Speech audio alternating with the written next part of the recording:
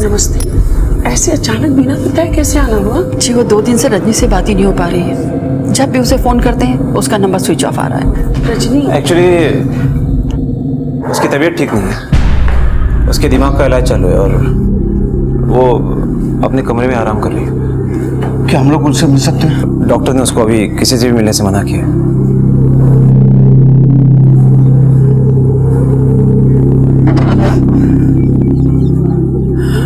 पता नहीं क्या हो गया मेरी बच्ची को। ऑटो। बेटा, लोग बाहर जाके कुछ बवाल तो नहीं करेंगे? नहीं मामा, कुछ नहीं होगा।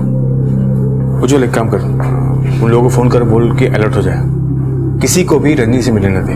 जल्दी फोन कर। कुछ नहीं होगा।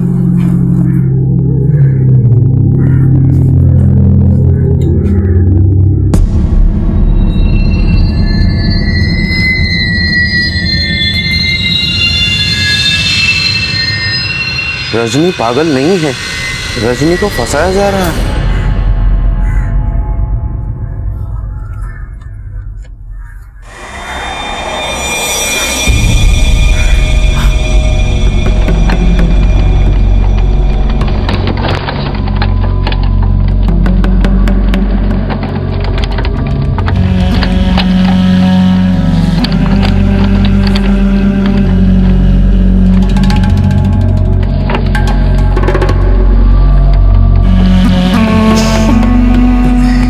अच्छा हुआ इसके साथ, ये साबित करना चाहती थी कि मैं इसके साथ गलत कर रहा हूं। अब इसकी सारी जिंदगी ये साबित करने में निकल जाएगी कि ये पागल नहीं है। रजनी की हालत का मंजर देखकर दिल सिहर उठता है और मन बार बार ये सवाल करता है कि कोई इंसान इतना नीचे कैसे गिर सकता है कि एक मासूम लड़की की जिंदगी को इस तरह से बदतर बना दे कि मौत और जिंदगी में कोई फर्क ही ना दिखे। जिन आंखों में अपने खुशहाल भविष्य के सपने लिए रजनी ने मेहता परिवार में कदम रखा था, आज वही आंखें बेजान दिखाई दे रही थीं। रजनी अपने ससुराल गई तो थी उनके खिलाफ सबूत इकट्ठा करने, लेकिन उसके खिलाफ हुए एक और षड्यंत्र ने उसे मेंटल असाइलम तक पहुंचा दिया। आखिर क्या होगा रजनी के साथ? क्या वो वहां से निकलने में कामयाब हो पाएगी? क्या दुनिया को मेहता परिवार का सच पता चल पाएगा?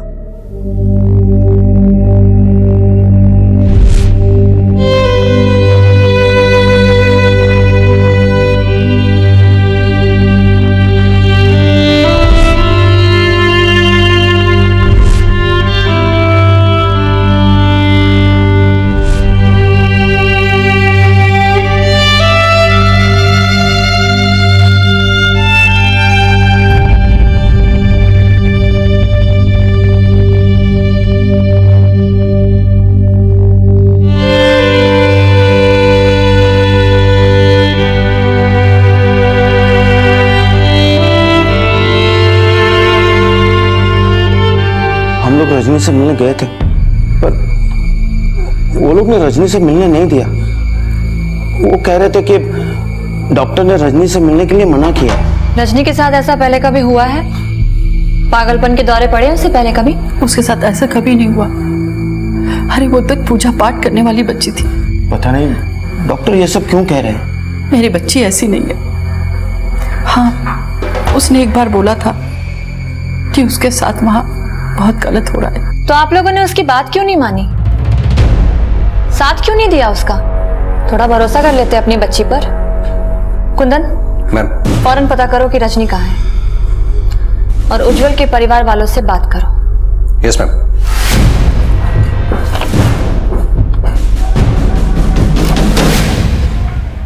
उठो मैडम, ये लो दवा खा लो अपना। शाबाश मैडम जी, चलो दवा का टाइम हो गया, खा लो और पानी पी लो।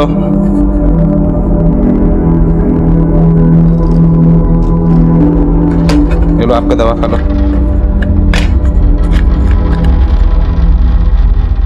दवा खा लो।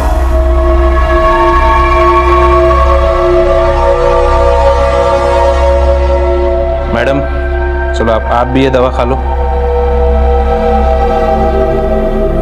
खा लो। मैम, मैंने पता लगाया। मैम, रजनी के ससुराल वालों का कहना है कि रजनी को फिर से पागलपन का दौरा पड़ा था और फिर डॉक्टर के कहने के बाद उन्होंने उसको मेंटल असाइलम में एडमिट करा दिया है। रजनी का केस मुझे समझ में नहीं आ रहा है। वो पहले यहाँ खुद आती है और अपने बारे में हमें सब कुछ बताती है, फिर लोगों ने कहा कि वो पागल है, फिर अचानक वो यहाँ आती है और अपना केस वापस ले लेती है। जिस परिवार वालों के बारे में उसने इतना कुछ गलत बताया, उस परिवार में वो वापस गई तो गई, वहां जाते उसे पागलपन के दौरे पड़े और वो मेंटल असाइलम में शिफ्ट हो जाती है। और अचानक उसके माता पिता का यहाँ आना एक लेटर के साथ जिसमें ये लिखा है कि वो पागल नहीं है। क्या मतलब हो सकता है इसका? मैम ये भी तो हो सकता है कि रंजनी की इन सब में रजामंदी हो। अगर ये सब कुछ रजामंदी से हुआ होता तो कोई तो होता जो हमें ये बात बताता, पर नहीं। कुंदन, वो सब लोग मिलकर इस सच को सिर्फ इसलिए छुपाना चाहते थे क्योंकि इसके पीछे छुपा हुआ है एक बहुत बड़ा झूठ। कुंदन, हमें तुरंत रजनी के पास पहुंचना होगा, कहीं वो किसी मुसीबत में ना पड़ जाए।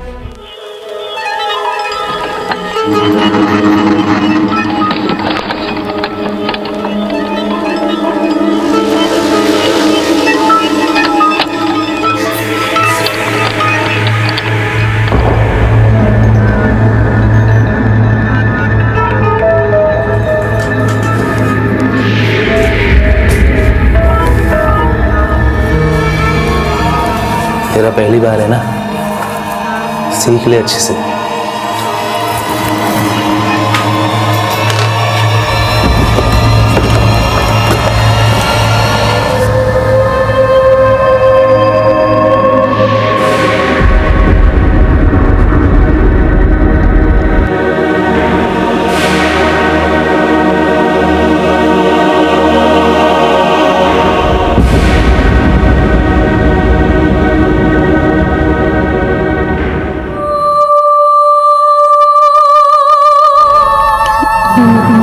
मैं पागल नहीं हूँ, मुझे सब समझ आता है। मैं पागल नहीं। तू पागल हो या ना हो, लेकिन मैं तुझे जरूर पागल कर दूंगा। अब तेरी बारी है। चिन्मय, रजनी को पुलिस मिलने आई है, उसको लेके बाहर आ जा। चल आज तो बच गई, लेकिन तेरा इलाज मैं ही करूंगा।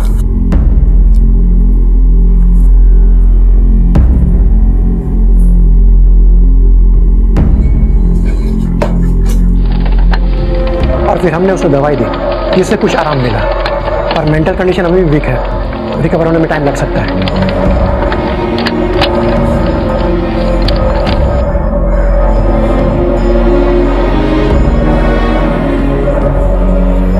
ये चोट कैसे लगी इसे? दौरा पड़ने के बाद इसने अपने आप को चोट पहुंचा दिया।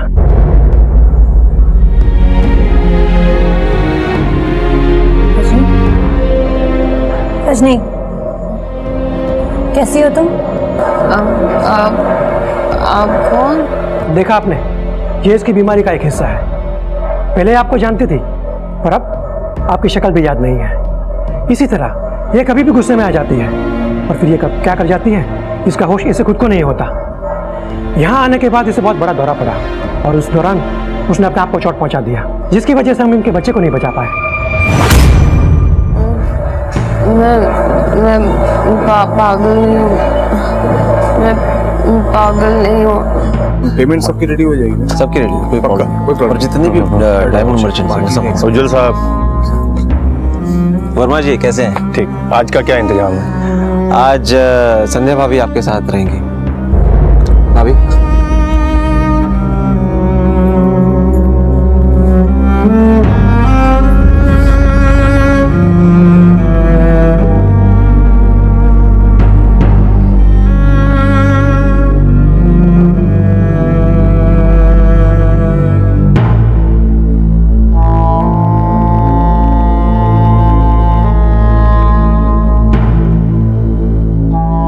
जीनती इनके साथ सोने की बात कह रही हो कि मैं नहीं कर सकती। ज्यादा सती सावित्री बनने की कोशिश मत करो मेरे सामने।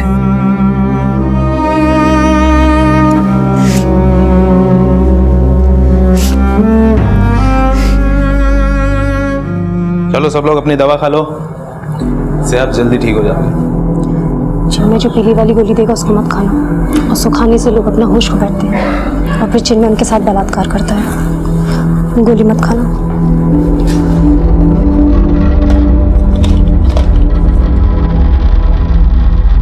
दवा खा लो।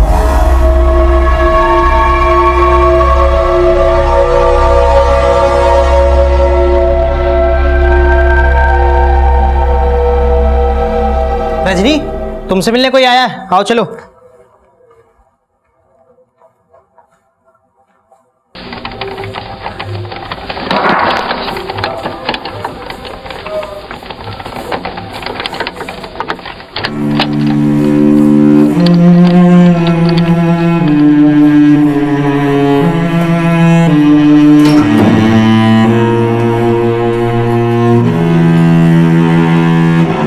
कैसी हो रजनी?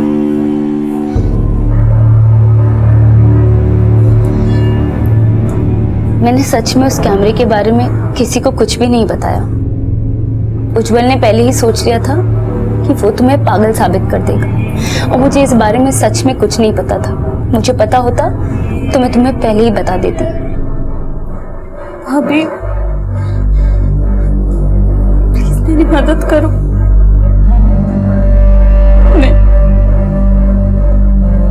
मैं यहाँ नहीं रह सकती। मैं सच में तुम्हारी मदद करना चाहती हूँ, लेकिन मुझ में हिम्मत नहीं। उन लोग को ये पता चल गया कि मैं तुम्हारी मदद कर रही हूँ तो कहीं वो मेरी बच्ची को ना मार दे। अब कब तक सहेंगे ये सब? और एक ना एक दिन तो सेजल को पता चलेगा ना। जिस दर्द को रजनी ने सहा था, उस दर्द का सामना संध्या ने भी किया था। फर्क सिर्फ इतना था कि रजनी ने इस सब के खिलाफ आवाज उठाई थी और संध्या कभी हिम्मत जुटा ही नहीं पाई, बल्कि वो इस दलदल को अपनी किस्मत मानकर बैठी थी। रजनी की गुहार ने संध्या को झकझोर तो दिया था, लेकिन संध्या के लिए मेहता परिवार के खिलाफ आवाज उठा पाना किसी जंग से कम नहीं था, क्योंकि रजनी की बगावत का अंजाम उसकी आंखों के सामने था। वहीं मेंटल असाइलम में बीत रहा एक एक पल रजनी के लिए खतरों से भरा हुआ था, क्योंकि उसके लिए इस बात का अंदाजा लगा पाना बेहद मुश्किल था कि कौन उसका हमदर्द है और कौन मेहता परिवार का बिछाया हुआ प्यादा जो उस पर वार करने के लिए घात लगाए बैठा था।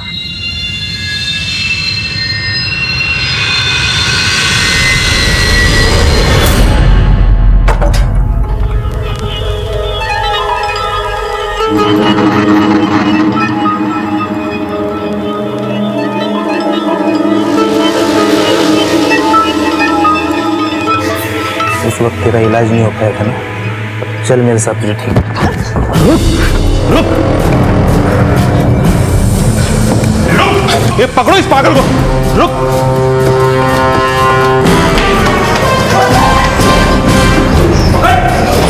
पागल को पकड़!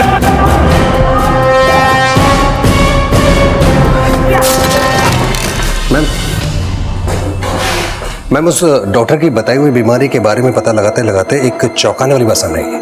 कौन सी बात?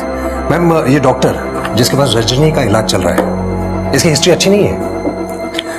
मैम इनफैक्ट एक बार ये जाली सर्टिफिकेट बनाने के चक्कर में सस्पेंड भी हो चुका है। क्या ऐसा हो सकता है कि ये डॉक्टर उज्जवल और उसके परिवार वालों से मिला हो? इन लोगों ने मिलकर जानबूझकर रजनी के बच्चे को मारा हो? एक काम करो, जाकर पता करो कि जब रजनी हॉस्पिटल में आई थी तो उसके साथ एग्जैक्टली क्या क्या हुआ था। Yes ma'am.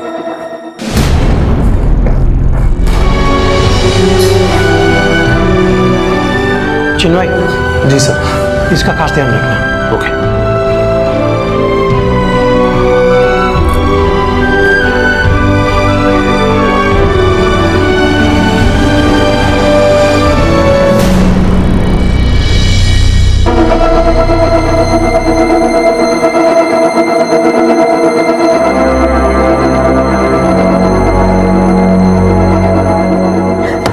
संध्या, संध्या, कब से वॉशरूम में हो? मिस्टर जैन तुम्हारा वेट कर रहे हैं, जल्दी चलो चलो। हाँ। एक सेकंड चलो। हाँ हाँ कब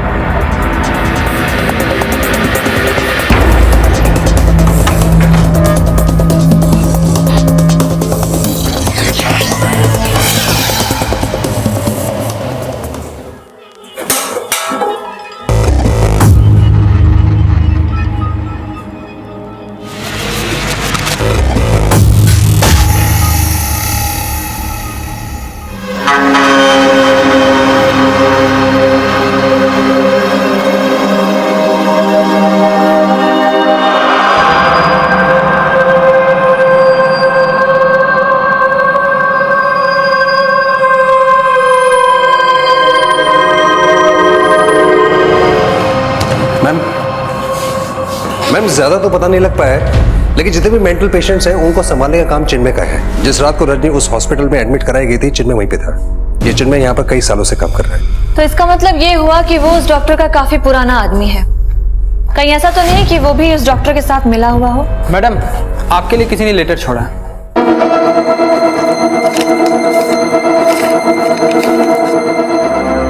रजनी पागल नहीं है, रजनी को फंसाया जा रहा है। ये ऐसा ही सेम लेटर रजनी के माता पिता लेकर आए थे ना, उस पे भी यही लिखा था। एक सेकेंड।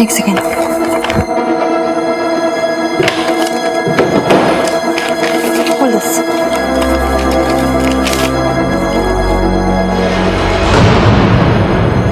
मैम ये दोनों हैंडराइटिंग्स मैच कर रही हैं, पर ये लिखा किसने होगा? ये जो कोई भी है तो मेहता परिवार से ही, बहुत करीबी है, रजनी को अच्छी तरीके से जानता है। हॉस्पिटल गई थी तुम रजनी से मिलने, क्या लगा? हमें पता नहीं चलेगा। पापा को छोड़ दो। मामा इसको लेके जाओ इसको। क्या तुम चलो यहाँ से। तुम क्या सोची क्या? जा। मैं क्या पूछ रहा हूँ? तुम्हारा मोबाइल फोन मिला उज्जवल को, पार्टी की वीडियो क्यों ले रही थी तुम? क्यों? रजनी की तरह अगर चाल चलने का शौक पनप रहा हो ना, तो एक बार फिर से जाकर उसे देख लेना।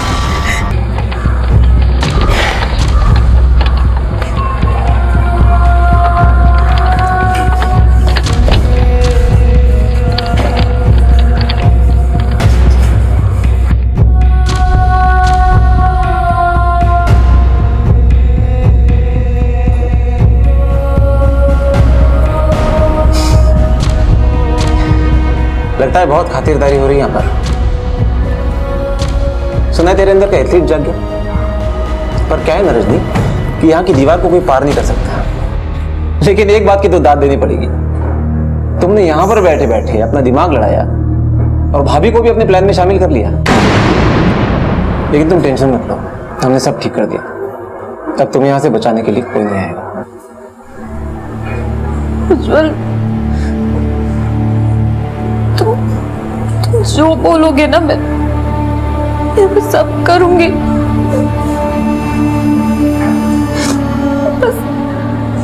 बस मुझे मेरा बच्चा ला दो। सब में उसकी क्या गलती थी, और क्या पता वो किसी और का नहीं बल्कि तुम्हारा ही बच्चा हो।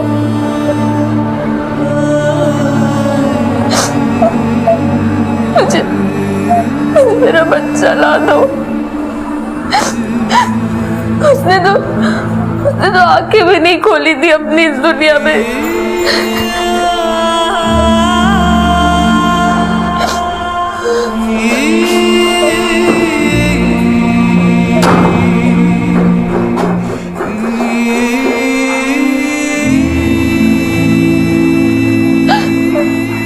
अत्याचार की पराकाष्ठा सहने के बाद अब रजनी का मन अगर किसी के लिए रोता था तो वो था अपने अजन्मे बच्चे के लिए, जिसे इस दुनिया की रोशनी देखने से पहले ही अंधेरे की गर्त में हमेशा के लिए धकेल दिया गया है। जो बच्चा शायद दुनिया के सामने रजनी की आपबीती साबित करने में मददगार होता, उस बच्चे को मार डालने की उज्जवल ने भरसक कोशिश की थी और वो अपनी कोशिशों में कामयाब भी हो गया था। लेकिन वो ये भूल गया कि वो जिस जान का नामो निशान मिटाना चाहता था वो शायद उसका अपना खून भी हो सकता था। एक तरफ जहां संध्या के बाद रजनी के लिए मदद की हर गुंजाइश खत्म हो गई थी, वहीं दूसरी तरफ कोई था जो उसकी इस दशा पर पसीज रहा था। रजनी की अंधेरी दुनिया में शायद रोशनी की एक किरण दिखने वाली थी।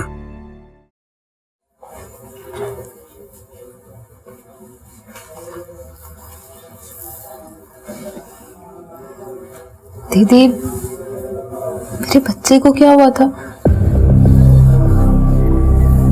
खाना टाइम से खा लेना। दीदी प्लीज बताइए ना कि क्या हुआ था मेरे बच्चे को जब मैं यहाँ आई थी। प्लीज बताइए ना।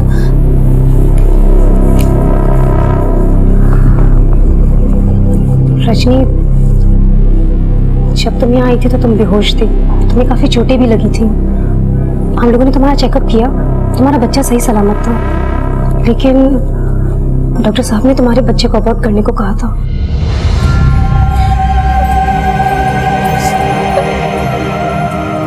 रजनी, तुम रो मत।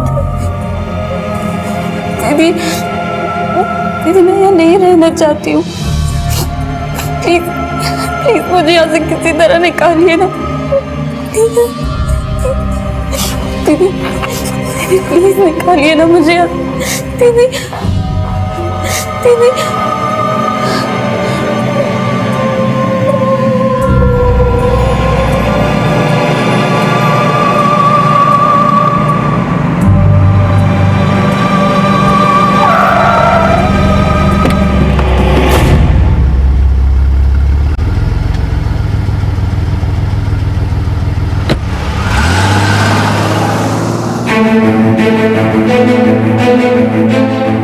तो तुम भी उसी असालम में काम करती हो?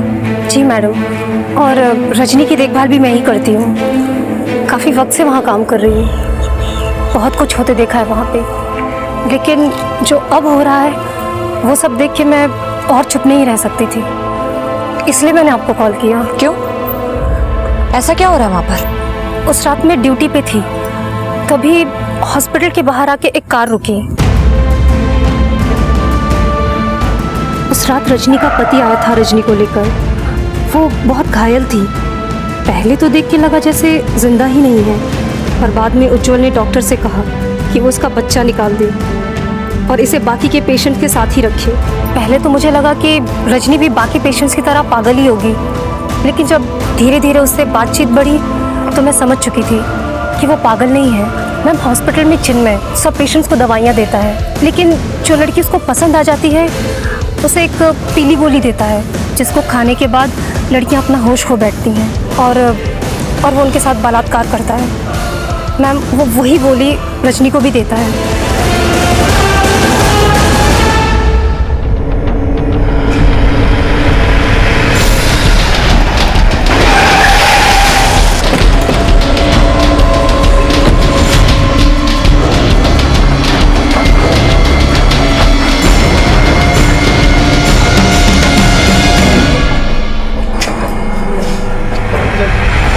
मैडम मैं सच बोल रहा हूँ मैडम, वो लड़की पागल है।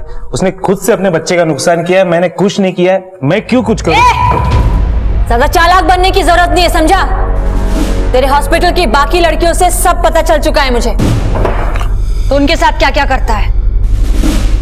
तेरे पास बस एक ही रास्ता है, या तो तू हमें सब कुछ सच सच बता, वरना निर्भया एक्ट लगाकर तेरी जिंदगी मौत से भी बदतर कर दूंगी। मैडम, ये सब मुझे उस डॉक्टर ने करने के लिए कहा था।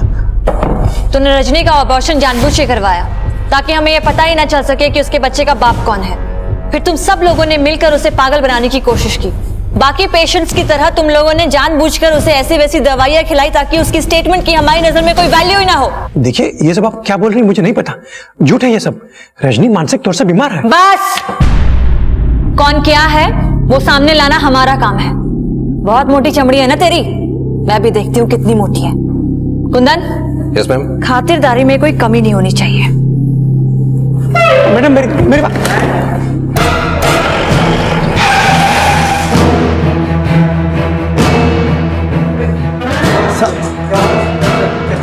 अरे कहाँ ले जा रहे हैं आप?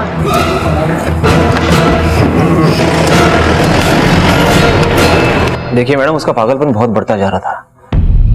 ऑलरेडी डॉक्टर से जिद करके मैंने उसको अपने घर पे रखवाया था, लेकिन उसकी हालत इतनी ज्यादा बिगड़ चुकी थी कि मैं क्या करता। मेरे पास कोई और दूसरा ऑप्शन भी तो नहीं था। फिर आपने उसका अबॉर्शन करवा दिया? मैंने ऐसा कुछ भी नहीं करवाया। मुझे तो खुद डॉक्टरों से पता चला कि पागलपन की हालत में उसने खुद को चोट पहुंचा ली, और जिसकी वजह से बच्चा गिर गया। मैम एक सेकंड मैम, हम इसको ज्यादा देर रख नहीं सकते क्योंकि इसका बड़ा भाई लॉयर के साथ यहाँ पर आया है और उसके पास बेल ऑर्डर्स है। और मैम उनका ये भी कहना है कि अगर एबॉर्शन जबरदस्ती हुआ है तो भी इसके बारे में उनको कुछ पता नहीं है। इसके लिए अगर कोई जिम्मेदार है तो वो चिन्मय है। और मैम इन्होंने डॉक्टर की भी बेल करा ली है।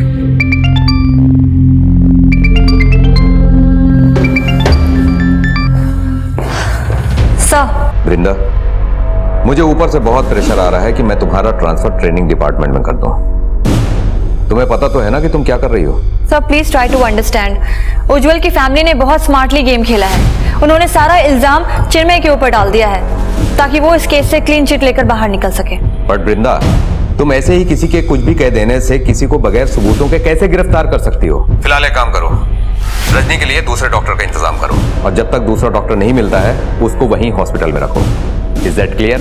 सर प्लीज मुझे 1 हफ्ते का टाइम और दे दीजिए, मैं सच को सामने जरूर लाऊंगी। ठीक है वृंदा, लेकिन कुछ भी करने से पहले 10 बार सोच लेना। इस केस में कई बड़े नाम शामिल हैं। मैं तुम्हारी मेहनत और ईमानदारी से वाकिफ हूं और मुझे तुम पर पूरा यकीन भी है, लेकिन कोर्ट में यकीन नहीं, सबूत चलते हैं। Thank you sir, I will take care. Please जाने दीजिए, मैंने ऐसा बोला मत करिए। नहीं जा अरे, सकते। प्लीज, अरे अरे जाने नहीं दीजिए जा सकते। बेटा, अरे वो नहीं बेटा, मिलना प्लीज, चाहती आप लोगों से। सर 2 मिनट, नहीं ना, 2 वो मिनट नहीं बात करना मिलना है चाहती मुझे। आप लोगों से। प्लीज बेटा, सर, ऐसा मत करो बेटा। प्लीज सर, वो नहीं मिलना चाहती आप लोगों से। बेटे मेरी बात सुनो। नहीं, नहीं मिल सकते आप लोग। 2 मिनट। वो नहीं मिलना चाहती, मैंने कहा ना। हम भी आप जो बोलेंगी ना, मैं वो करने के लिए तैयार हूँ। आप लोग जिसके साथ बोलोगे मैं उसके साथ सो जाऊंगी, पर प्लीज निकालिए मुझे यहाँ से, वरना मैं सच में पागल हो जाऊंगी। बेटा, तेरे साथ जो कुछ भी हुआ है उसके लिए मैं जिम्मेदार हूँ। काश उस दिन मैं तेरी बात मान लेता, जिस दिन तुमने हमें सब कुछ बता दिया था। माफ कर। क्या हो रहा है ये मीटिंग प्लेस नहीं है, प्लीज जाइए यहाँ से। प्लीज सिस्टर, इनको लेके जाओ कैबिन में, जाइए लेके जाइए। रजनी ने अपनी जिंदगी से सारी उम्मीदें छोड़ दी थी। एक आम लड़की को मानसिक रूप से इतना परेशान किया गया था कि उसके सब्र का बांध टूटने की कगार पर खड़ा था। शुरुआत में ही अगर उसके घर वालों ने उसका जरा सा भी साथ दिया होता तो शायद आज रजनी की हालत ऐसी नहीं होती। दूसरी तरफ इंस्पेक्टर बृंदा को इस केस को सॉल्व करने के लिए सिर्फ 1 हफ्ते का टाइम मिला था, लेकिन क्या इंस्पेक्टर बृंदा इस केस को सॉल्व कर पाएंगी? क्या रजनी इस नर्क से बाहर आ पाएगी? मैम, हमें उज्जवल के खिलाफ जल्द से जल्द सबूत इकट्ठे करने हैं और हमारे पास वक्त वैसे ही बहुत कम है। मैम, आई श्योर ये वर्क करेगा। ऑफ कोर्स कुंदन, अब तक हमारे पास जो भी हमें लीड्स मिले हैं उसमें ये लेटर्स बहुत इंपॉर्टेंट है। ये लेटर एक ही शख्स लिख रहा है जो चाहता है कि रजनी की बेगुनाही साबित हो। बस एक बार उसके बारे में पता चल जाए तो हमारे सामने काफी सारी चीजें क्लियर हो जाएंगी।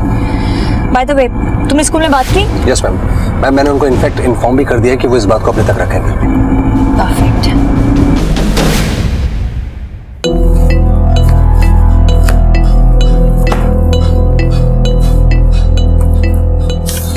मैम ये देखिए, सेजल का होमवर्क उसकी माँ ही करवाती थी।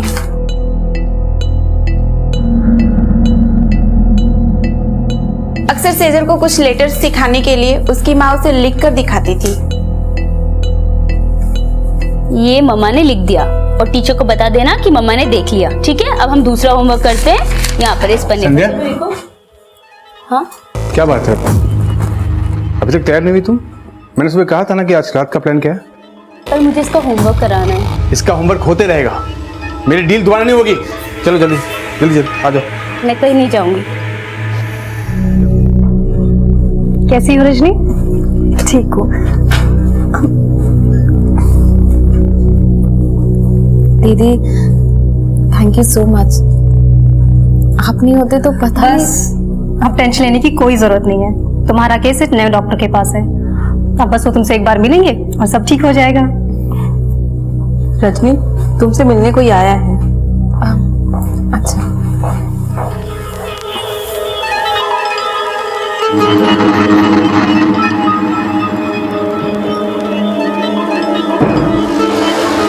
पुलिस के पास जाकर तुम ये मत समझो कि तुम बच गई हो।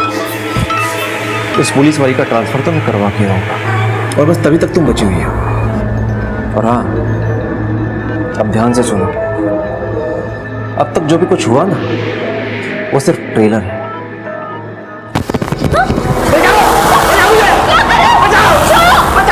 छोड़ो मुझे, छोड़ो मुझे।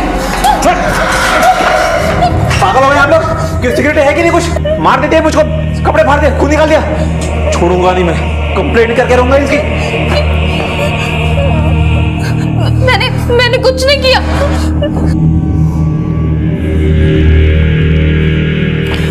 डॉक्टर, मैं अभी रजनी से मिल के आ रहा हूँ।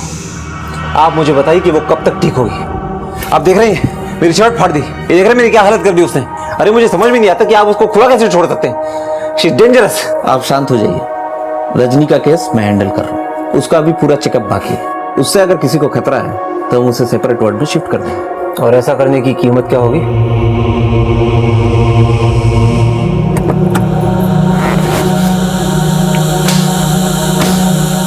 संध्या,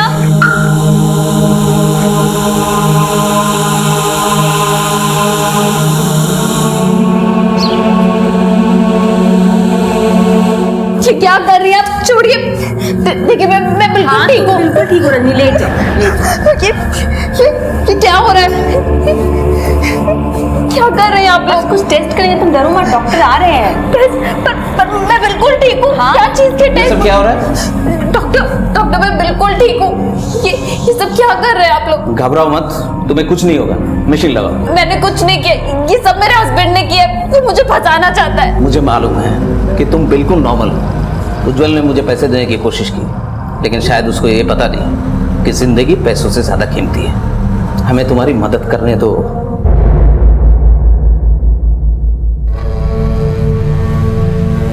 मशीन लगाई। भाई ये नया डॉक्टर विजय तो बिका ही नहीं। इसने रजनी को क्लीन चिट दे दी। अब कोर्ट में रजनी की गवाही में महंगी पड़ सकती है भाई। कोई बात नहीं, वैसे भी इंडिया को कुछ रखा नहीं। मैंने बेल्जियम में रात से बात कर लिया है। हम अपना पूरा बिजनेस इमीडिएटली वहाँ शिफ्ट कर लेंगे और कुछ ही वक्त में हमें वहाँ की नागरिकता भी मिल जाएगी। आइडिया तो अच्छा भाई। वैसे भी बेल्जियम दुनिया का डायमंड कैपिटल है और वहां जाने के बाद हमारी ताकत 10 गुना बढ़ जाएगी। बिल्कुल सही कहा। और जब तक रजनी कोर्ट में गवाही देगी तब तक तो हम बेल्जियम में होंगे। तब तक के लिए मैंने एंटीसिपेटरी बेल के लिए अप्लाई कर दिया है। सुनो उज्जवल, आजाद की पार्टी में भावेश आएंगे। वो राज के राइट हैंड है, वही हमारा सारा बिजनेस वहां सेटल करेंगे। इसलिए आजाद की पार्टी उनके लिए शानदार होनी चाहिए। शानदार। माँ जो मिस्टर राज है ना, जिनका बेल्जियम में बहुत बड़ा बिजनेस है, ये है उनके राइट हैंड मिस्टर भावेश। उनका सारा काम यही देखते हैं।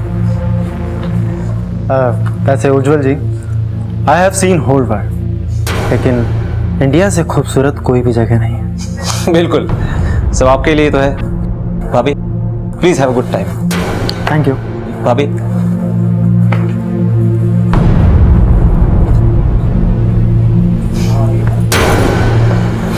माँ मोहित को मोहित ने कभी बताया नहीं कि आप इतने खूबसूरत हैं।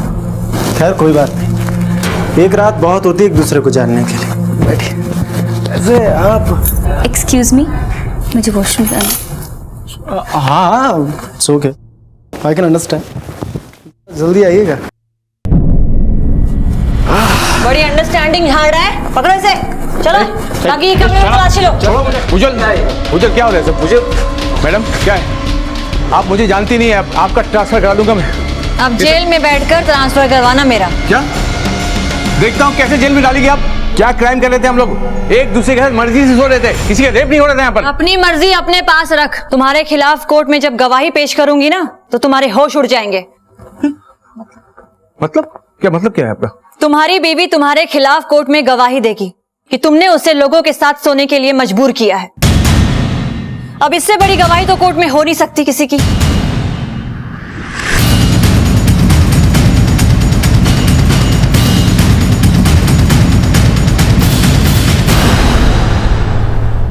संध्या,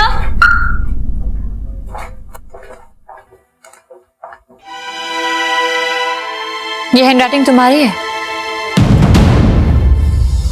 संध्या, हम जानते हैं कि ये हैंडराइटिंग तुम्हारी है और तुम रजनी की मदद भी करना चाहती हो, लेकिन इस तरीके से छुप छुप के लेटर लिखने से कुछ नहीं होने वाला है। तुम्हें खुलकर सामने आना पड़ेगा। तुम लोगों को क्या लगता है कि ये तुम्हारे साथ थी? अरे इसके लिखे हुए लेटर्स थे हमारे पास। ये बस मजबूर थी अपने बच्चे के लिए, लेकिन जिस दिन इसे पता चला कि तुम दोनों ने मिलकर रजनी के बच्चे को मारा है, उसने ये फैसला लिया कि अब वो चुप नहीं बैठेगी। फिर मैंने इससे कहा कि अगर ये पुलिस का साथ देती है तो इसे कुछ नहीं होगा। और जिस दिन तुमने अपने बच्चे पर हाथ उठाया था, उस दिन इसने ये फैसला कर लिया था कि चाहे कुछ भी हो जाए, ये अपने आप को और अपने बच्चे को कुछ नहीं होने देगी। बस लेके चलो इन्हें।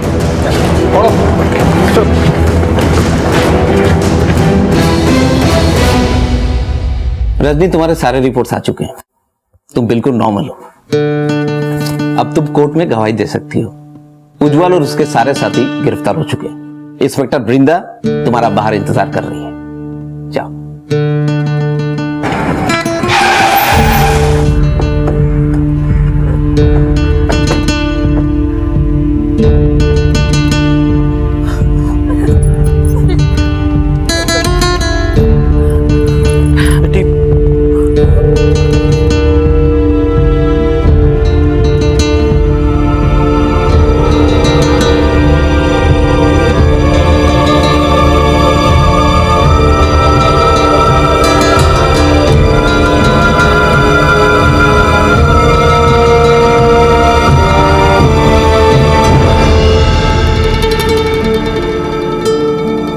रजनी के साथ जो हुआ वो शायद रुक सकता था।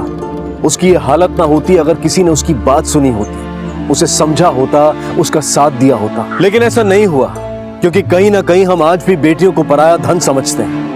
उनकी शादी के बाद हमारी जिम्मेदारी खत्म नहीं होती, बल्कि शुरू होती है। क्योंकि शादी के बाद एक स्त्री का दूसरा जन्म होता है, जहां उसे नए परिवार में, नई दुनिया में ढलना होता है।